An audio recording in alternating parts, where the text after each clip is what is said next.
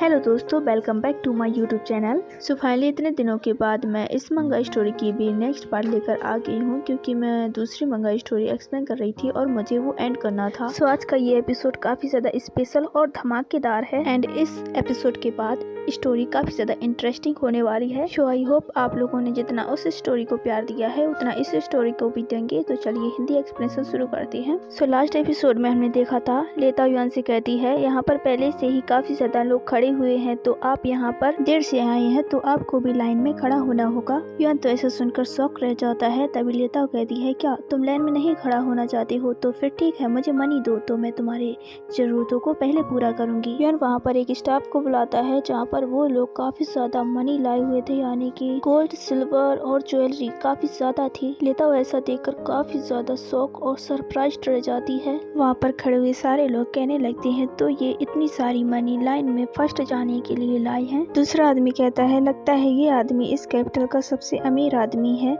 Yuan कहता है ये सब मैं तुम्हारे लिए लेकर आया हूँ, मैं तुम्हें कॉन्ग्रेचुलेशंस बोलना चाहता हूँ तुम्हारे न्यू रेस्टोरेंट की ओपनिंग की खुशी में। तो अब क्या तुम मुझे पहले जाने दोगे? आई होप कि ये तुम्हारे लिए काफी होगी। तभी वहाँ पर खड़े हुए सारे लोग चिल्लाने लगते हैं और कहते हैं नहीं, हमें पहले जाने दो, हमने पहले टेंट फिनिश दिए थे, पहले हमें मौका मिलना चाहिए, हम पहले यहाँ पर आए थे। युआन को तो ऐसा सुनकर काफी ज्यादा गुस्सा आता है। अगर इन लोगों को पता होता कि युआन ही इस राज का सम्राट है तो क्या ये लोग इतनी बोलने की हिम्मत करते? लेता कहती है हाँ ठीक है, आप लोग बारी बारी से जाइए। यहाँ तो युआन को इतना ज्यादा गुस्सा आ रहा होता है, वो गुस्से के मारे आग में आग बबूला हो रहा होता है। युआन सोचता है इस हार्टलेस ने मुझे फिर से इग्नोर किया, क्या इसका दिल पत्थर का बना हुआ है? मैं यहाँ पर अपना सारा काम छोड़कर पर्सनली इसे कॉन्ग्रेचुलेशन बोलने आया, लेकिन इसने मुझे इग्नोर कर दिया। फिर युआन वहाँ से चला जाता है और केआर से कहता है केआर चलो कहीं और चलते हैं। अब शाम हो गई थी। लेता की रेस्टोरेंट से सारे लोग बाहर आते हुए उसकी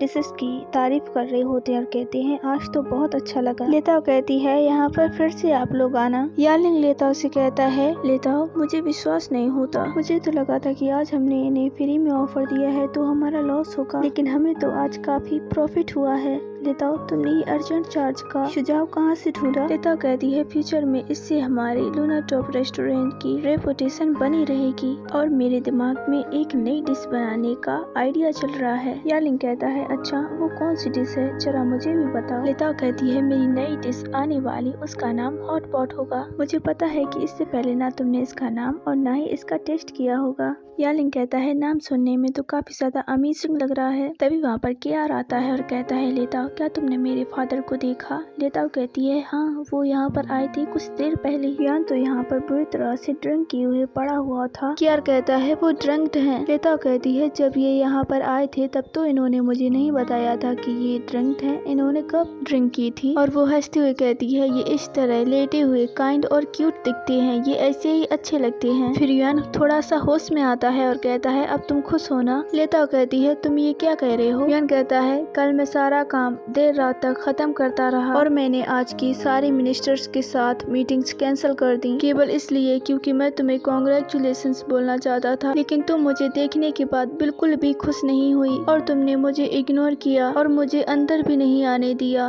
तुमने मेरे अलावा सबसे बातें की, तो क्या तुम अब खुश हो ना? लेता सोचती है तुम ड्रंक हो फिर भी तुम मुझसे शिकायत कर रहे हो। यहाँ पर चिगे आता है और चिल्लाते हुए कहता है योर मैजेस्टी आप ड्रंक हैं, लेताओ को परेशान करना बंद करो, उससे दूर हट जाओ। चिगे बेचारा बुरी तरह से जेलस है। सडनली यान उसे हक कर लेता है और कहता है इससे दूर हट जाओ, ये मेरी गर्ल है। चिगे चिल्लाते हुए कहता है तुम्हें उसे छोड़ना ही होगा। लेता उसे शांत करते हुए कहती है तुम लोग चुप हो जाओ, योर मैजेस्टी अभी ड्रंक हैं, उन्हें मुझे नीचे ले जाने की जरूरत है। यहाँ केआर चिगे से कहता है मैं फादर के पास जा रहा हूँ, वो अभी अपने सही दिमाग में नहीं है, लेताओ के साथ कुछ बुरा हो सकता है। यहाँ लेताओ युआन को बेड पर रख देती है और खड़े होकर उसकी तरफ घूरने लगती है। युआन उससे कहता है तुम कौन हो और मुझे तुम क्यों घूर रही हो? लेता सोचती है अगर इस प्राचीन समय में कैमरास होते तो मैं इनकी फोटो निकाल कर जरूर इनको दिखाती, फिर देखती कितने एम्बेरस होते। और फिर वो कहती है कि योर मैजेस्टी मैं लेता हूँ, आपको रेस्ट करने की जरूरत है। युआन कहता है अच्छा तुम लेता हो, ठीक है जो तुम कहोगी मैं वो करूँगा। और वो लेटने लगता है। वो थप से बेड पर गिर जाता है और जैसे तैसे अपने हाथों से ब्लैंकेट को खुद के ऊपर कवर करता है। वो लेताओ की तरफ देखता है जैसे कि वो उसे कहना चाहता हो कि मुझे थपथपाओ, यानी कि मुझे सुलाओ बच्चों की तरह। लेताओ सोचती है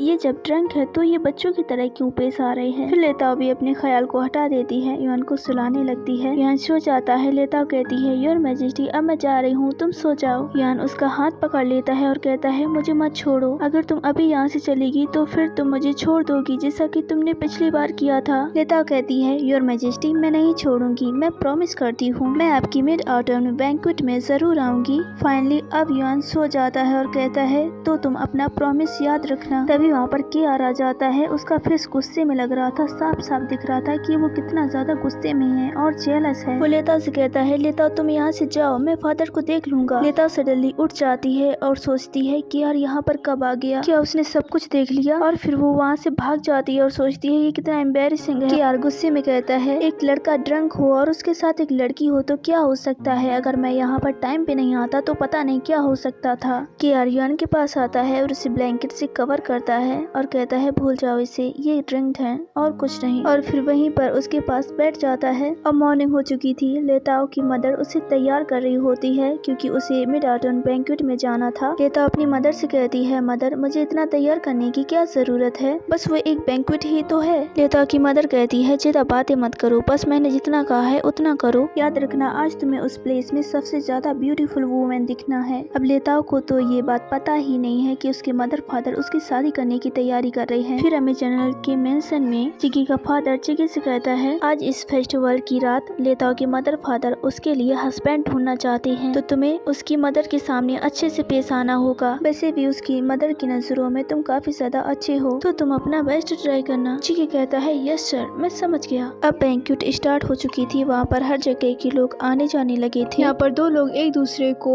मिड ऑटम फेस्टिवल की बधाई दे रहे होते हैं। उनमें से एक का नाम था बैंग और दूसरे का नाम था जू। तभी वहाँ से वो दोनों लेताओ को गुजरते हुए देखते हैं। वो दोनों ये बातें करने लगती हैं, तो ग्रांड सेक्रेटरी की डॉटर है ना, मैंने सुना है कि आज ये अपना हस्बैंड होने वाली है। तभी बैंग कहता है, सबसे पहले मैं उनसे बात करूंगा। बैंग लेताओ से कहता है, लेताओ क्या आप ग्रैंड सेक्रेटरी की डॉटर प्रिंसेस लेताओ हैं? मैं बैंग हूँ। लेताओ की मदर फादर कहती हैं, तुम अपने दोस्त बनाओ और उनसे बातें करो, मैं तुम्हें बाद में लेने आऊंगा। फिर वो दोनों वहाँ से चले जाते हैं। लेताओ सोचती है, मदर फादर ने मुझे इनसे बात करने को कहा है, क्या वो मेरी हेल्प करना चाहती हैं? वो चाहती हैं कि मैं इनसे दोस्ती करूँ और फिर वो मेरी बिजनेस में मेरी मदद करेंगे। बैंग कहता है, प्रिंसेस लेताओ आपको क्या पसंद है, मैं आपके लिए ज्वेलरी लेकर आया हूँ, क्या आपको पसंद आई? तभी उनमें से दूसरा कहता है, प्रिंसेस लेताओ मुझे टी ड्रिंक करना अच्छा लगता है, क्या आप मेरे साथ शॉप पर चलेंगी? फिर उनमें से तीसरा कहता है, प्रिंसेस लेताओ आपकी क्या हॉबी है, क्या आप मेरे साथ बात करेंगी, हम दोनों अच्छे फ्रेंड बन सकते हैं। तभी वहाँ पर क्यू आ जाती है और वो लेताओ से कहती है, प्रिंसेस लेताओ आप तो बहुत ज्यादा फेमस हैं। लेताओ कहती है, मुझे यहाँ पर कुछ जलने की बू आ रही है, ये कितनी गंदी स्मेल है, डिस्गस्टिंग। वो सारे लोग कहती हैं, क्या गंदी स्मेल आ रही है? वो सबके सब कंफ्यूज थे। शियो कहती है, आई होप तुम इस बैंक्वेट में अपना अच्छा जीवन साथी तलाश लोगी। शियो के जाने के बाद वो सब लोग फिर से लेताओ से कहने लगते हैं, लेताओ मुझे एक चांस दे दो, क्या तुम मेरे साथ चाय पर चलोगी? तभी पीछे से चिगे आ जाता है और वो लेताओ के शोल्डर पर हाथ रखते हुए कहता है, लेताओ मैंने तुम्हें कहाँ कहाँ पर ढूंढा, तुम यहाँ पर थी। और फिर वो उन सब की ओर देखता है और फिर लेताओ से कहता है, लेताओ तुमने कहा था कि तुम मेरे साथ आज तलवारबाजी करने वाली हो, कैसा रहेगा अगर हम इन महोदय के सामने अपना प्रदर्शन दिखाएं? ऐसा सुनकर वो सब लोग वहाँ से भाग जाते हैं और कहते हैं, प्रिंसेस लेताओ मुझे जाना होगा, हम बाद में बात करेंगे। लेताओ चिगे को पीछे की तरफ पुश करते हुए कहती है, मैंने तुमसे कब कहा था कि मैं तुम्हारे साथ तलवारबाजी करने वाली हूँ, तुमने झूठ क्यों बोला? चिगे कहता है, तुम नाराज मत हो, देखा नहीं तुमने वो तुम्हें परेशान कर रहे थे, अगर मैं जल्दी नहीं आता तो तुम फंस जाती।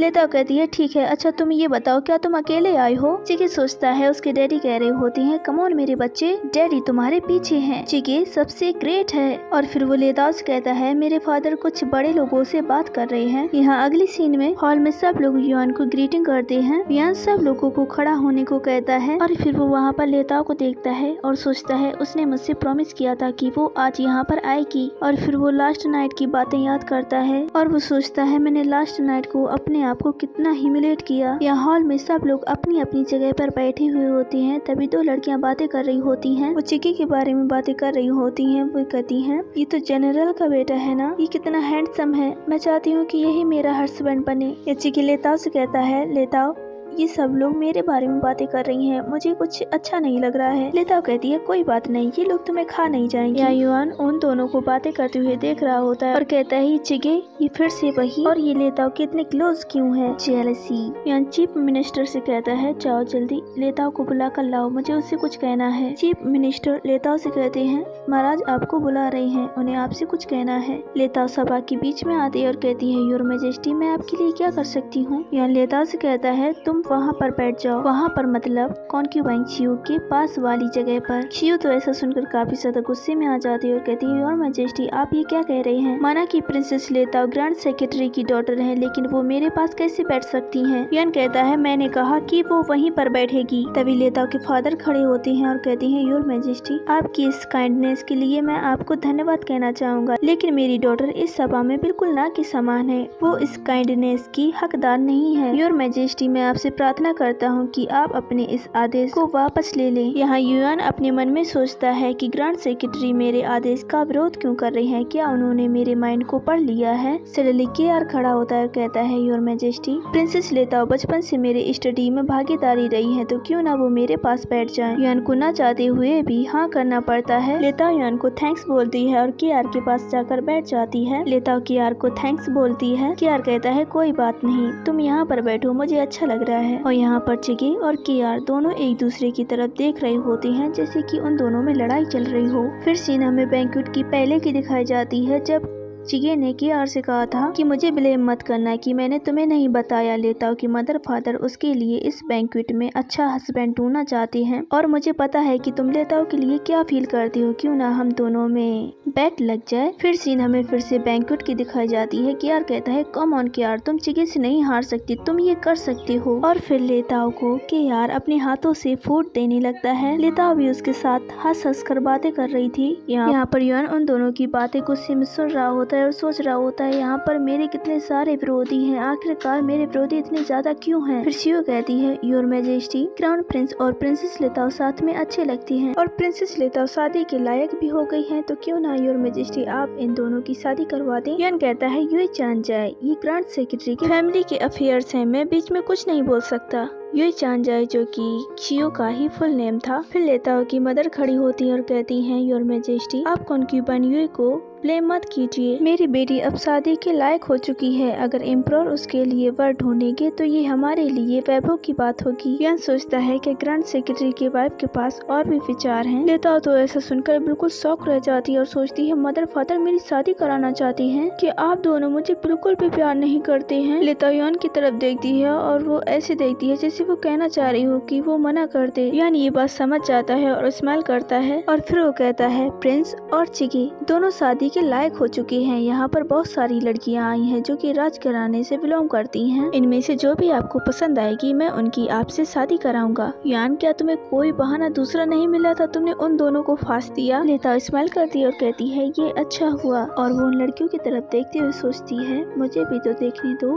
कोई लड़की है जो मेरे ब्रदर से मैच करेगी। सारी लड़कियां ऐसी बात सुनकर एक दूसरे को धक्का मारने लगती हैं। उनमें से एक लड़की कहती है अपने सपनों से जाग जाओ, केवल मैं ही प्रिंस की कॉन्क्यूबाइन बनूंगी। तभी उनमें से दूसरी लड़की कहती है मैं प्रिंस के कॉन्क्यूबाइन के टाइटल में बिल्कुल भी इंटरेस्टेड नहीं हूँ, बस तुम चिल्ड्रे चिगी को छोड़ देना। लेताओ सोचती है केवल चिगी एक अच्छी लड़की है। चिग उनमें से एक लड़की थी जो कि बीच में खड़ी थी। सडनली चिगी खड़ा होता है और कहता है योर मैजेस्टी मैंने अपना मन ग्रैंड सेक्रेटरी की डॉटर यानी कि प्रिंसेस लेताओ पर बना लिया है। तुरंत ही यहाँ पर केआर खड़ा होता है और कहता है रुको फादर, मेरा दिल केवल प्रिंसेस लेताओ के लिए हमेशा से धड़कता आया है। यहाँ पर युआन का फेस तो देखने लायक था।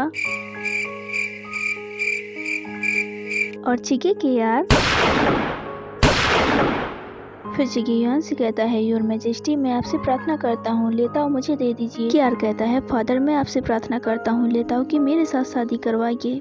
यहाँ लेताओ कहती है तुम दोनों में क्या हो गया है, चुप करना बंद करो। चिगे कहता है योर मैजेस्टी शाही आदेश वापस नहीं लिए जाते हैं और आपने कहा था कि मुझे जो लड़की पसंद है मैं उससे शादी कर लूँ, तो प्लीज आप हमारी मदद कीजिए। यहाँ केआर कहता है फादर मैं लेताओ से शादी करने के लिए कुछ भी कर सकता हूँ। यहाँ शियो सोच रही होती है कि चिगे और प्रिंस केआर दोनों ही बेस्ट चॉइस है, तो लेताओ तो मुझे निराश मत करना। जैसे तुम्हारी इनमें से एक से शादी हो जाएगी तो तुम योर मैजेस्टी के बारे में बिल्कुल सोचना भी मत। सभा में सब लोग ये बातें करने लगे। लगे थे कि प्रिंस केआर और चिकी दोनों एक दूसरे से फाइट कर रहे हैं। प्रिंसेस लेताओ सच में डेंजरस ब्यूटी है और कुछ लोग बातें करते हैं प्रिंसेस लेताओ ने यहाँ पर इतनी ब्यूटीफुल वुमेन को अपमानित किया है, अब अच्छा शो देखने को मिलेगा। कुछ लोग कहते हैं योर मैजेस्टी प्रिंस केआर को चुनेंगे, तो कुछ लोग कहते हैं नहीं, प्रिंसेस लेताओ खुद चुनेंगी कि वो किससे शादी करेंगी। फ्रियन कहता है लेताओ अगर ये दोनों तुम्हें प्यार करते हैं तो मैं ये डिसीजन तुम पर छोड़ता हूँ, तुम इन दोनों में से सबसे ज्यादा किसे पसंद करती हो। लेताओ उन दोनों की तरफ देखती है और फिर वो कहती है योर मैजेस्टी मैं किसी को पसंद नहीं करती और मैं किसी को चूज नहीं करना चाहती हूँ।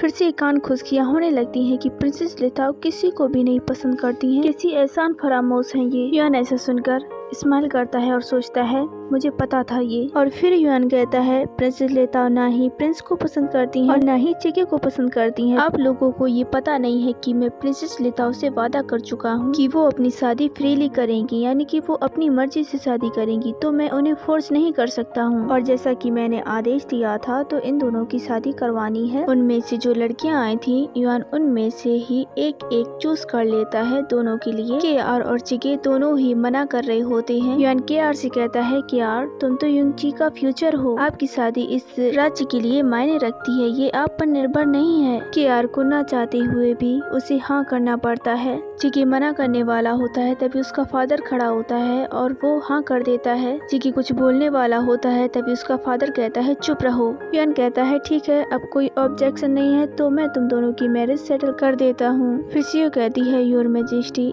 प्रिंस केआर और चिकी और लेताओ तीनों बचपन के फ्रेंड्स हैं, तो आपने उन दोनों की शादी सेटल कर दी लेकिन प्रिंसेस लेताओ को अकेला छोड़ दिया, ये तो गलत बात है ना। फिर सियो उन्हीं लड़कों में से कोई एक लड़के का नाम बताती है। युआन कहता है ठीक है, जो तुम चाहती हो मैं तुम्हें दे देता हूँ। और फिर वो कहता है ग्वार्जिया प्रिंसेस लेताओ काफी ज्यादा प्रेटी और टैलेंटेड हैं, मैं उनके टैलेंट को लेकर काफी ज्यादा प्रसन्न हुआ हूँ, तो अब से मैं चाहता हूँ कि मैं इस इम्पेरियल प्लेस में प्रिंसेस लेताओ को अपनी कॉन्क्यूबाइन बना लूं। कॉन्क्यूबाइन ली। लेताओ तो ऐसा सुनकर काफी ज्यादा शॉक हो जाती है। प्रिंस और केआर व्हाट? लेताओ कहती है योर मैजेस्टी आपने मुझसे प्रॉमिस किया था कि मैं फ्रीली शादी कर सकती हूँ, आप अपने वचन को कैसे तोड़ सकती हैं? मैं कॉन्क्यूबाइन बनकर इस प्लेस में नहीं रहना चाहती हूँ, आप अपने आदेश को वापस ले लीजिए। युआन कहता है हाँ मैंने तुम्हें वचन दिया था कि तुम फ्रीली शादी कर सकती हो, लेकिन मैंने इसका वचन नहीं दिया था कि तुम मुझसे शादी नहीं कर सकती हो। ये एक इम्प्रोर का आदेश है, क्या तुम इम्प्रोर के आदेश को डिसअवे करना चाहती हो और क्या तुम मेरी कॉन्क्यूबाइन नहीं बनना चाहती हो? सो आज का एपिसोड यहीं पर खत्म करते हैं। सो किसी ने कहा था कि आप दूसरी स्टोरी स्टार्ट कर दीजिए, सो अभी तो मैं दूसरी स्टोरी स्टार्ट नहीं कर सकती हूँ क्योंकि जब तक ये स्टोरी खत्म नहीं कर देती, इसके लिए आई एम सॉरी। सो आज के इस एपिसोड में बहुत कुछ हो चुका है, जैसे जैसी स्टोरी आगे बढ़ती जाएगी ये और भी इंटरेस्टेड होती जाएगी। सो अगर आप लोगों ने अभी तक मेरे चैनल को सब्सक्राइब नहीं किया है तो प्लीज सब्सक्राइब कर लीजिए ताकि आने वाले नेक्स्ट वीडियो की नोटिफिकेशन सबसे पहले आपको मिले। So thank you for watching my video and take care of yourself. मिलते हैं नेक्स्ट वीडियो में, तब तक के लिए बाय बाय।